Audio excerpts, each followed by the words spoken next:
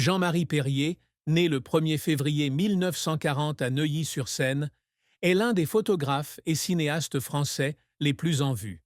Il s'est imposé dans les années 1960, grâce à des images emblématiques de stars telles que les Beatles, Johnny Hallyday et Jacques Dutronc. Dans son livre Mes nuits blanches, publié en 2024, il partage les coulisses d'une vie haute en couleurs, de Paris à Los Angeles, où il a vécu une partie de sa vie. Ami proche des stars et figure emblématique du monde artistique, Jean-Marie Perrier a laissé un héritage remarquable. Mais derrière le glamour de ses photographies et de ses films se cachent de profondes tristesses, de dures épreuves et des moments qui l'ont forcé à affronter ses propres vérités douloureuses.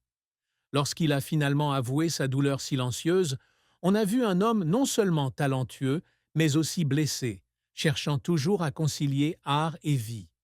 La plus grande tristesse de la vie de Jean-Marie Perrier ne résidait pas dans un événement particulier, mais dans l'accumulation de pertes personnelles et le sentiment de ne pas avoir pu vivre pleinement ses rêves.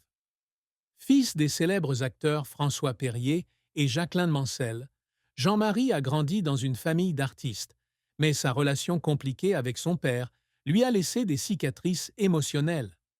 Dans Mes nuits blanches, il décrit comment son père, un homme strict et distant, était souvent absent durant ses premières années, le laissant privé de l'affection familiale. Cette distance était non seulement physique, mais aussi émotionnelle, car il aspirait à la reconnaissance de son père, mais recevait rarement des encouragements. Cette tristesse s'est aggravée à la mort de son père en 1990, le laissant avec le regret de n'avoir jamais véritablement renoué avec lui. Une autre douleur fut la perte de sa première épouse, Anne, décédée après un long combat contre la maladie.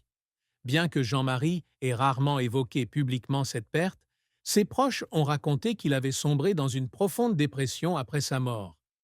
Anne avait été une grande source d'inspiration dans sa vie, et sa disparition lui a laissé le sentiment d'avoir perdu une partie de son âme. Dans une interview accordée à France Amérique en 2024, il confiait que les nuits blanches qui ont suivi la mort d'Anne avaient été ses moments les plus solitaires, alors qu'il errait dans les rues de Los Angeles, cherchant un sens à de vieilles photos et à de vieux souvenirs.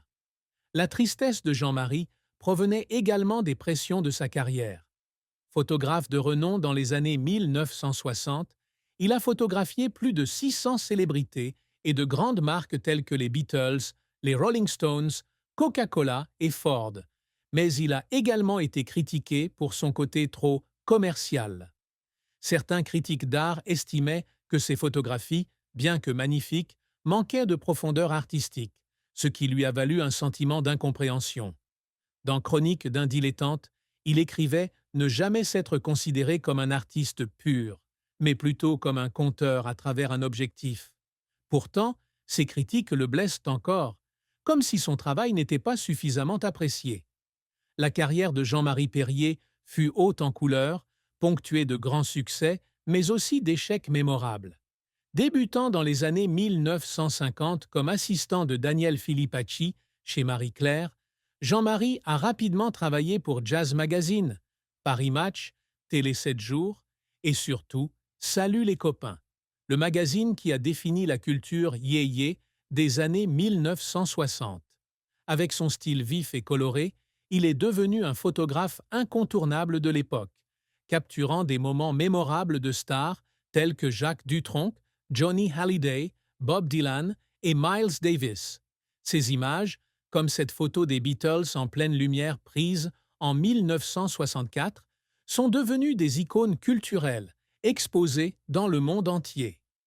Dans les années 1970, Jean-Marie s'est tourné vers le cinéma et a réalisé des films comme Antoine et Sébastien, 1974, avec son père, François Perrier, et Sale rêveur, 1978, avec Jacques Dutronc et Léa Massari. Ces films ont été remarqués, mais n'ont pas connu le même succès que ses photos. Il a admis dans Mes nuits blanches que la transition de la photographie au cinéma avait été un défi majeur, car il avait dû apprendre à raconter des histoires avec des images en mouvement, plutôt qu'avec des moments statiques. Le film T'es fou Marcel, 1975, un projet comique, a été critiqué par la critique pour son manque de profondeur, ce qui l'a frustré et l'a laissé douter de ses capacités dans ce nouveau médium. Jean-Marie était également un producteur publicitaire talentueux, réalisant des centaines de spots publicitaires pour de grandes marques telles que Canada Dry, Nestlé et Bic. Ses publicités, au style ludique et inventif, lui ont apporté célébrité et stabilité financière. Mais on lui a également reproché de brader son art à des fins commerciales. Dans une interview accordée au magazine The Eye of Photography en 2021, il a répondu qu'il ne voyait aucune contradiction entre l'art et le commerce, mais que les critiques le blessaient tout de même, comme s'il était jugé pour son manque de passion artistique. L'une des plus grandes réussites de Jean-Marie a été sa capacité à nouer des liens avec les stars. Il se lie d'amitié avec des artistes, de Jacques Dutronc à Johnny Hallyday, et ses relations lui permettent de créer des images candides et intimes. Dans Mes Nuits blanches, il raconte ses longues nuits passées à discuter avec des stars dans des hôtels de luxe parisiens ou sur les routes poussiéreuses de l'Ouest américain. Ces relations sont non seulement une source d'inspiration, mais aussi une source de motivation pour continuer à créer, même s'il admet que les entretenir est parfois épuisant émotionnellement. Cependant, sa carrière connaît des revers. Un échec mémorable est son refus d'un projet photo pour un grand groupe en 1969 en raison d'un conflit personnel avec son manager. Il regrettera plus tard d'avoir manqué l'occasion de travailler avec un groupe aussi influent, mais il admet également que son caractère impulsif de jeune homme l'a conduit à prendre des décisions hâtives. De plus, déménager à Los Angeles dans les années 1980 pour chercher des opportunités dans l'industrie cinématographique hollywoodienne était un pari risqué. Bien qu'il ait travaillé avec de nombreux réalisateurs américains, il n'a pas réussi à s'intégrer pleinement à la culture hollywoodienne et est finalement retourné en France dans les années 90, sentant qu'il n'avait pas atteint ce qu'il espérait. Un moment qui a fait pleurer Jean-Marie fut l'annonce du décès de Johnny Hallyday en 2017. Ami proche et photographe officiel de Hallyday pendant de nombreuses années, Jean-Marie avait pris des centaines de photos de la star, de ses premières prestations à ses moments en coulisses. Dans Mes Nuits blanches, il raconte qu'à l'annonce de la mort de Hallyday, il s'est assis seul dans son studio, parcourant de vieilles photos et pleurant, se remémorant l'époque où ils avaient marqué l'histoire ensemble. La douleur n'était pas seulement la perte d'un ami, mais aussi la prise de conscience qu'une partie importante de sa vie s'était achevée. La vie de Jean-Marie Perrier a été jalonnée de nombreuses épreuves, des débuts de sa carrière à ses événements personnels. Lorsqu'il a commencé à travailler comme assistant de Daniel Filipacchi dans les années 50, il n'était qu'un jeune homme amoureux de Fred Astaire et entré dans le monde de la photographie par hasard. Travailler dans l'ombre de son père, François Perrier, était une pression énorme. Beaucoup dans l'industrie du cinéma doutaient de son talent, pensant qu'il n'avait eu sa chance que grâce au nom de son père. Jean-Marie a dû redoubler d'efforts pour faire ses preuves et sa nomination au poste de photographe pour Salut les copains témoignait de sa persévérance. Cependant, la pression de devoir dépasser l'ombre de son père lui a parfois donné un sentiment d'infériorité, surtout au début de sa carrière. La transition vers le cinéma a été un autre défi de taille. Contrairement à la photographie, où il pouvait contrôler chaque aspect de l'image, la réalisation nécessitait la collaboration d'une équipe nombreuse, des acteurs aux producteurs.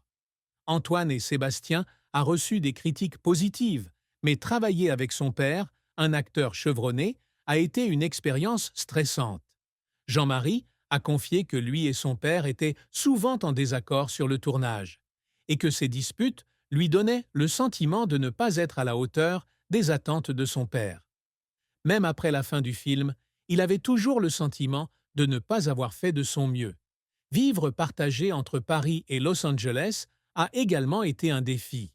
Lorsqu'il s'installe aux États-Unis, dans les années 1980, Jean-Marie espère conquérir Hollywood, mais il réalise rapidement que la culture du travail américaine est très différente de celle de la France.